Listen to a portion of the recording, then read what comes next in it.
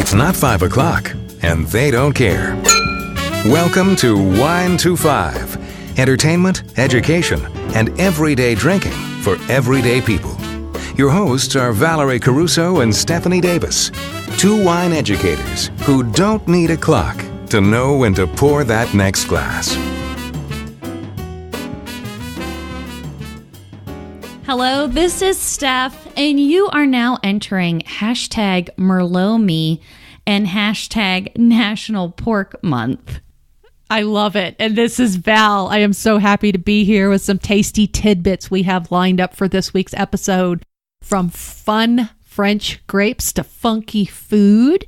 And we're going to begin with what's in our glass. So lay it on us, Steph. Share your sip. I'm being a little sneaky and open this 2006 Joseph Phelps Cabernet Sauvignon a few hours early. See, because today is my 11th wedding anniversary. Oh, happy anniversary! Yay! Happy anniversary to me! I have only said that like 10 times today. And Justin is helping me tonight in the kitchen, which doesn't happen very often, so I'm very excited about that. We are staying in tonight. We do have quite a few 2006 bottles that we have collected over the years. So we decided that we would get this Joseph Phelps, take care of that bottle there. And I think I'm not going to tell Justin that I opened it early so I could have it with my Wine 2.5ers. I'm going to tell him some kind of story like I needed to see if it needed to be decanted and tra-la-la, and I bet he'll go for it. Yeah, because he's not listening to the podcast. No, because he's not listening. What are you drinking? Well, you know what's funny? This was not planned, but I'm also drinking a 2006. Yes! Happy anniversary to me! And I thought about it when I pulled the bottle. I'm like, oh, that's Steph anniversary year. It was also a very good vintage. And I'm also drinking a California wine. It is a toast to Napa in addition to your anniversary. And it is a Napa wine, but it's also, I'm just going to get a little bit serious here for just a minute. Toast to Napa, Sonoma, and Santa Rosa. And I put this morning because that's when I was sipping it and typing the show notes, but it's actually afternoon now. But this is the Turley 2006 Moore Earthquake Vineyard. It's a Napa Zinfandel. And I opened it because I want to just send out so much love and so much light to our friends in NorCal and Northern California faced with these devastating wildfires. So in addition to all the other bullshit going on in the world right now, I mean, with the hurricanes and the earthquakes in Mexico and the violence and the fires, and I thought an earthquake vineyard Napa Zinfandel, because I didn't want to have one that said frogs and locusts and all that. But right. Life is short. Yes, it is. And we don't know what's going to happen tomorrow. So we should be celebrating whatever you have for good news today, whether it's your health or a good bottle of wine or a good podcast, then yeah, that's the minimum. But yes, definitely, we are thinking about everybody out there. We are. And I did see one piece of good news. I don't know if you remember Lisa Matson from Jordan. Her house was saved, but her garage was a loss in the fire. But thoughts to everybody out there having to run from these fires. So this vineyard, to give you perspective, the vineyard that these grapes came from was planted in 1905. So that's history out there. That's not just wine country. It's part of Americans' history. And so it toasts you. We're going to raise it up a little bit to a little bit of American heritage out there, and all you guys doing the good deeds and fighting the good fights. And the ultimate irony of our Grape Gab is that we're going to drink some California wine, some Zinfandel and a Cabernet, but we're going to talk about a French grape in our Grape Gab. Yeah, we are. We're going to talk about a French grape because this is the kind of stuff that pops up on our radar, even if we don't have these bottles at home in our cellars or in our refrigerators or in any kind of a stash. Maybe they're not even in your liquor store in Fort Collins. That's the case. But we're going to talk about the grape Marselan. And you're probably like going, now, but how did that even come on our radar? But actually twice recently, once in Decanter, China, and then again through Kermit Lynch, I got the Kermit Lynch little catalog in the mail, and Marselan shows up in a Southern Rhone blend. So I was like, Val, what's the deal? Maybe we should be talking about Marselan. I love talking about this grape, and it's a grape that got on my wino radar a handful of years ago. I worked for a Napa winery that actually did get some grapes in from the south of France. In this case, it was a Marselan from the Roussillon region, Languedoc-Roussillon region of southern France, and it was from right outside of Carcassonne, which is this beautiful, I'll put a picture up there, and it was a beautiful medieval castle town that I stayed in just the year the grapes were picked, oddly enough. And it's a grape. Like I said, Marselan is the grape. And it's named after near where it was created near Marseille in southern France. It was crossed. It's a cross. So it's only been around since shortly before I was born. So as much as I like to say I'm old in grape years, this grape isn't that old. It's a cross between the Spanish grape Garnacha, which is called Grenache in France, and Cabernet Sauvignon, which Steph has in her glass right now. But what I also found was interesting in consulting Jancis Robinson's wine grape book that I love so much, it goes by the sexy synonym of INRA 1810-68. Oh, that's hot. Isn't that hot? Oh, my God. Yeah. It's numbers and letters. Maybe I should talk about that to Justin tonight on our anniversary. Oh, yeah, baby. Talk to me about numbers and letters. You know what I like. But for a little historical context, it all started in 1961 in Montpellier, France. And the creator was Paul Truel. He was the director of the Institut National de la Recherche Agronomique, and that's what INRA stands for in the sexy wine grape name, INRA 1810-68. And at the time he was a director, in fact, he was a director until about 1985. And that research that led to the cross was part of a joint effort with the École Nationale Supérieure d'Art et Métiers. And so we'll link up the institutional significance of these research organizations in our show notes, because I'm sure you're driving somewhere and going, what? But the important thing is, why did this grape get created? So what they were trying to do was come up with a big berry that would be high yielding. And what's important about big berries is that you would have more juice to skin ratio. Right. So the smaller the berry, the more tannins, the more color, the deeper color, whatever, if the berry's small. But if the berry's big, then you're going to have more pulp to press into juice. And so you're going to get more wine, more bang for your grape buck, if you will. But as it happens, size does matter, boys and girls, because the cross resulted in small berries. After my second glass of wine, that's funny to me, but small berries, and it was subsequently kicked to the curb. But it wasn't until about 30 years later, in 1990, that the grape was registered as an official variety with the Domaine de Vassal's collection in the Grapevine Biological Resource Center. So the main reason for the grape's resurgence was this grape has the ability to resist disease. So since it was developed in the Languedoc-Roussillon region of southern France, that is its natural home. You'll find it in Southern Rhone varieties or Southern Rhone blends, as Steph mentioned. I've actually had a single varietal Marselan from the vineyards near Carcassonne, as I mentioned earlier, which is not too far from Spain. So it does grow in Spain. It was planted in the early 90s in Spain, also in China, South America, Australia. And I was kind of going through my diploma notes today to see where else Marselan was hiding on my computer. And it was in my North Africa notes. Cool. Yes, it grows in Tunisia. Did you know they even made wine there? Well, I'm not surprised, but I don't know much about their wine. Yeah, so that probably is a topic for a whole other day, the whole North Africa wine. But Algeria, Morocco, and Tunisia all make wine down there. Most of it is red or rosé. So in Tunisia's case, it's about 60% rosé, 30% red. And they do use the Marselan along with all of those other Southern Rhone varieties. And there are some white grapes growing down there as well. And they actually have AOCs in place. Last I looked, there were 7 as of last year, 7 AOC regions in Tunisia, based on the French system. So I just thought that'd be an extra little tip to throw in there about Marselan. So that's the grape. Yeah. We'll link up a few websites for you guys. You can poke around. I know some of you guys like to do that. That's pretty much it. And the only one I can remember having, I've had 2, because I think Dirk carried one too. And yes. And I do remember it being aromatic as far as a lot of red fruits, maybe a little bit of floral, but it was very approachable, very easy to drink, very food friendly, didn't have a lot of tannins, good structure, but it didn't attack the gums, as we like to say. The tannins were really nice. So even though it's a small berried grape, it's not as aggressive in the tannin as, let's say, a Cabernet Sauvignon or something like that. So I remember it being somewhere between like a Cabernet and a Merlot somewhere. That's cool. Yeah. Well, I'm definitely going to be on the lookout now. So there you go. Sweet. Yeah.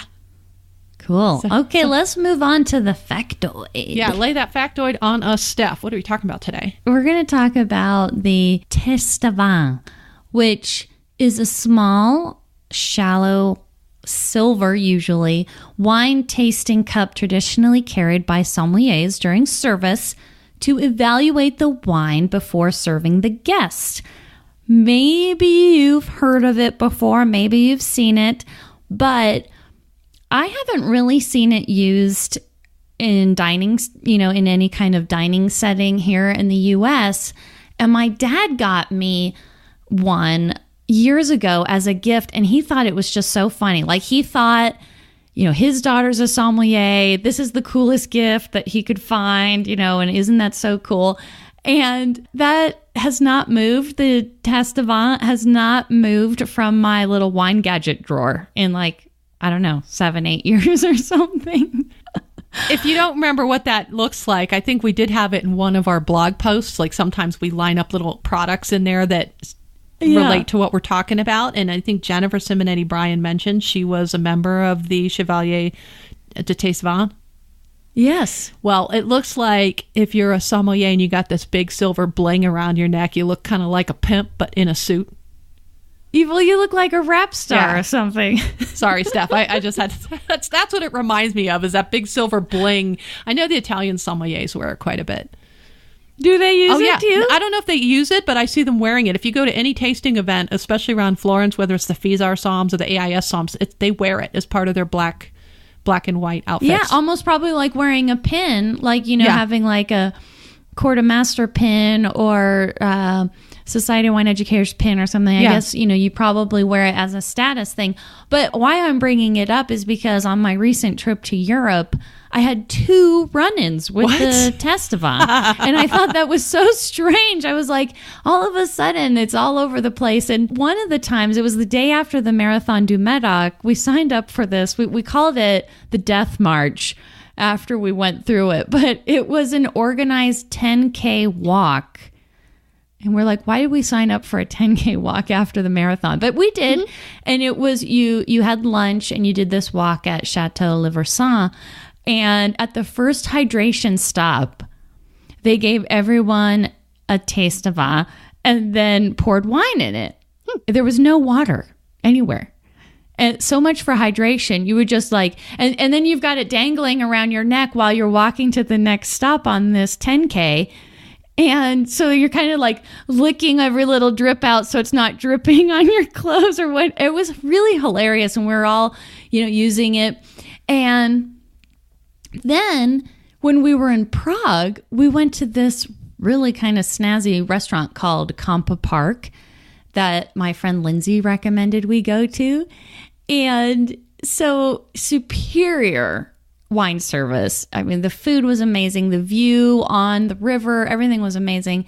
And it was the first time I actually have seen a somm come over to the table and use it to just make sure the bottle that we ordered was sound. So there you go. People are using it all over the world. Little did I know. And that's the first time you've ever seen anybody actually use one. Yeah, first time I've seen anyone use one at a restaurant. Yeah, I've never seen anyone actually use one either. I remember doing wine service once, and the person ordered a nice bottle de Batar that I loved. Yes. And she just said, get a glass.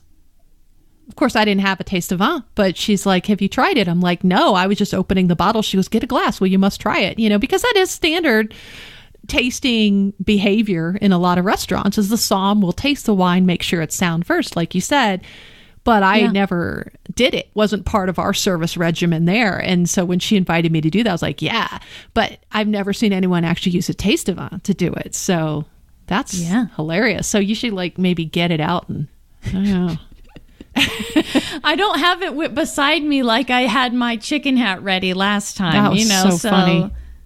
That'd be a kind of a fun video to watch you drinking out of that thing. But oh my God. Oh my gosh. I'll work on that. So what about your Wino Radar, girl? Okay, yeah. So Wino Radar today, October 10th, the drinks business published an article and the opinion by winemaker David Bicknell. He is the chief winemaker at Oak Ridge Wines in the Yarra Valley. If you remember, that's in Victoria, Australia. And he was saying that terroir is being used too often as a marketing tool. And that totally led me down the rabbit hole to be, reading this article. And I thought it was worth sharing. But I think it's great conversational piece and thought-provoking. But he says, quote, terroir gets used as a way to sell the wine and doesn't completely reflect the reality of what goes on inside the winery, unquote. And so I just encourage you, if you're interested in some of that, to check out the link that we've got. Maybe you've already seen it, and that's something maybe you want to comment on our Facebook community page. But I thought it was interesting. So I haven't read the article, but does it say that even though I'm saying like this wine right here is from the Moore Earthquake Vineyards that was established in 1905, that something could be going, and I know that's not the case with Turley, but something could go on in the winery that wouldn't reflect accurately the sense of place of the wine? Well, not exactly. And because he does feel that terroir is important, but he's saying that sometimes what is being done in the winery isn't really acknowledged, and there's so much emphasis on the terroir that, sometimes it's referred to as God created the wine. Ah, yes. Yeah. Well, that's not really what happens. There is a winemaker, and there's a, team of people who are really talented that make this wine happen.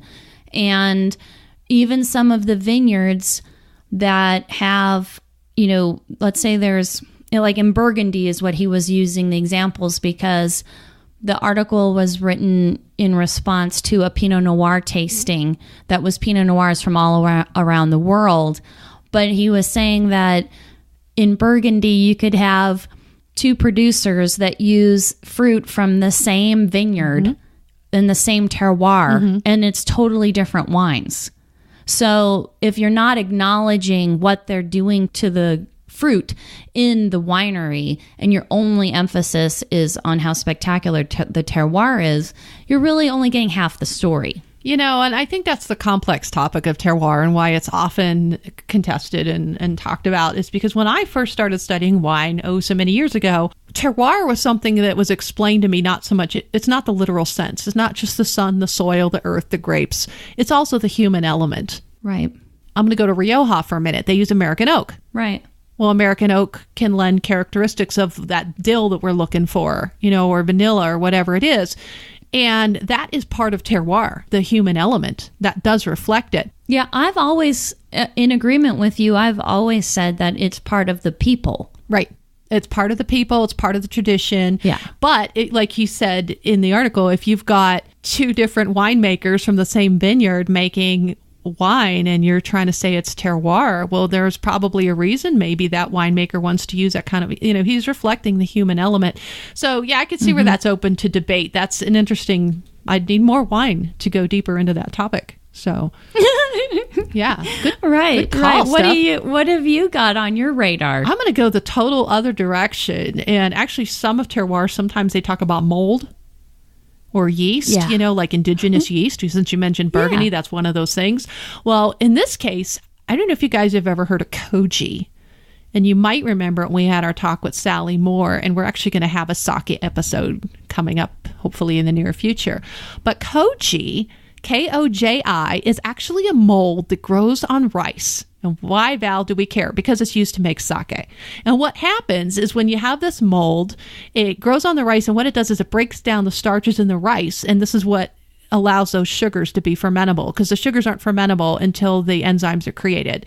So once the sugar can be fermented and made into alcohol by introducing the yeast. Remember, the yeast eat the sugars, and I'm making the little Pac-Man thing. And I know that sounds really yummy, right? Well, the reason I've got this on my Wino radar is I saw this really super cool article, and it was in Cook Science. Now, the article is a year old, but it was done by Cynthia Graber, and it's only crossed my radar, because, you can't read everything in a year, and some things cross your radar when they do. But peep this, my fly funky fresh in the flesh W25 fungus loving food fans, because people are putting koji on food. I would be one to try it. I would be too. And she writes this really cool article. Again, we'll link it up, but if you can't wait until our show notes come out, it's from Cook Science. And it's an article from September 2016 called The Rise of Koji.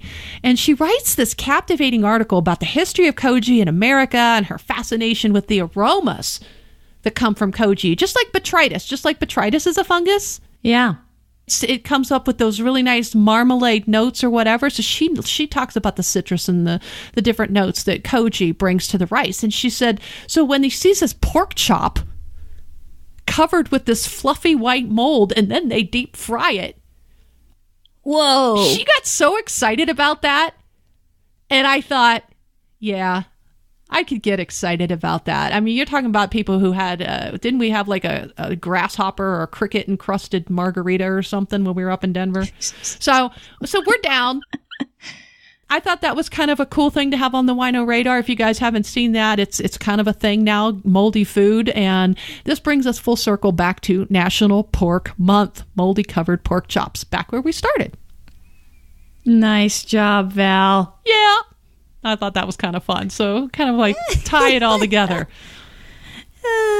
That's funny. I like the funky, fresh, fungus-loving food fans, too. That was good. You're pretty sly there. We have a lot of foodies that listen, and I think a lot of us wouldn't mind trying something like that. So I thought that was kind of interesting. And the picture's just really cool. How the spores, when you touch the mold on the rice and the spores are flying, and the photo is fantastic. So we'll definitely link that up. Sweet. So what else you got? Next on the Wino radar is the Wine Bloggers Conference. So just wanted to give a quick note that Wine25 will be representing in November, the 9th through the 12th in Santa Rosa, at the winebloggersconference.org. If you remember Alan from like our first year, from Taste Vacations and Zephyr Adventures. So they organize the Wine Bloggers Conference, but I will be going out there. This will be my first one. I've been wanting to go for years, and it's finally the planets have lined up. So if you're going to be there, I would love to meet you, and hopefully, we'll be in recovery mode in that part of the state by then. Right. Yeah. Totally. Looking forward to it, though.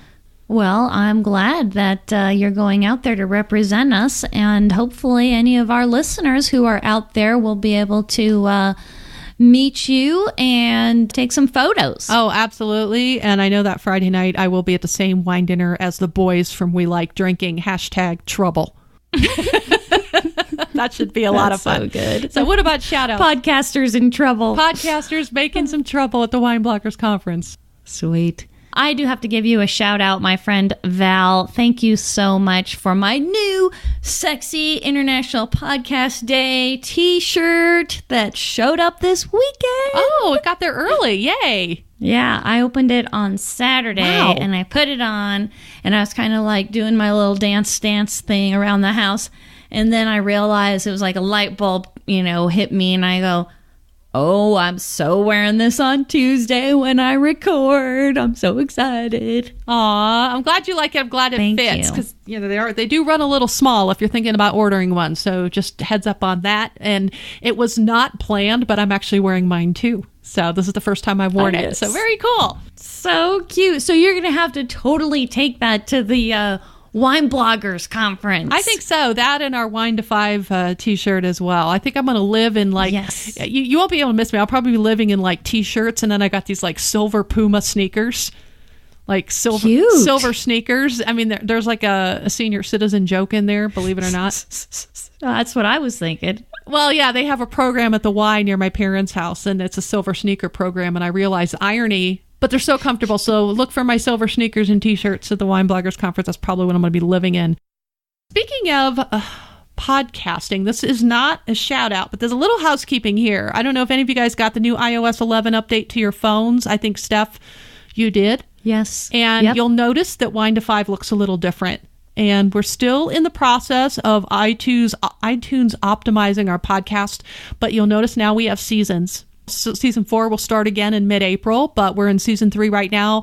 And I've only gone back about 30 episodes or so, but we're going to go back and reprogram them all for seasons 1, 2, and 3. So every year when we start a new season, and that way you'll be able to kind of catalog them that way. It's going to look a little different in your phones. Some of the podcast catchers outside of iTunes, you'll still see the episode number. But in Apple iTunes, it's going to look a little bit different. So I just wanted to give you guys a heads up on that. It's not as easy, I don't think, to get the unplayed episodes to line up properly. And I know that Apple's got a few bugs that they're working on also with the new podcast app as well. But I think it looks really nice. And you'll also notice that if you go to our Libsyn page or our regular page, that you'll see that subscribe banner. So I put that on a couple weeks ago. Sometimes it works, sometimes it doesn't. I don't know. But I just wanted to give you guys that little heads up that it does look different now if you've updated your phone. And if you're listening to back catalog episodes, they look different because I have not gone back and iTunes optimized the whole 130 something episodes yet. That's a lot of work. So just want to let you guys know. It's like, hey, what's going on in there? So we're just trying to keep it optimized so it continues to show up on iTunes. Good. So heads up for all of that. Yep. And of course, always a shout out to our patrons who support us on crowdfunding platform called Patreon. To our tenacious tasters, Jeff E. from the We Like Drinking podcast, Lynn from Savor the Harvest, Sebastian of Sassy Italy Tours, Jen in Maryland, David and Lisa in Illinois, and our It's Not 5 o'clock and we don't care listeners and supporters, starting with Meg in South Dakota, Clay in Arizona, in California, John, Andrew, and Iswani, Chantal in Ontario, Canada, Mary Lou in Pennsylvania, Kathy in Georgia, and in our state of Colorado, Chris and Janet and Diane. In Illinois, we have Steve and Renee, Kathy in Tennessee, and Ashley in North Carolina. Thank you to our Tastemaker listeners, David in Scotland and Carol in Kentucky, and our Wine-tastic listener, Laura. So go to our Patreon page for details on how to be entered in our monthly drawing, and you get exclusive content and swag and all sorts of cool perks, and that's patreon.com/Wine25podcast. And we're here for you every week. Between episodes, you can find us in the social spaces at Wine to Five, and you can check out our private Facebook group called the Wine to Five Community. Connect with me, Val, on Wine Gal Unboxed on Twitter, and as Vina with Val on Facebook, Instagram, and Pinterest. And you can connect with Steph on Twitter, Pinterest, and Instagram as The Wine Heroine. That's all we have for you guys this week. So until next week, cheers.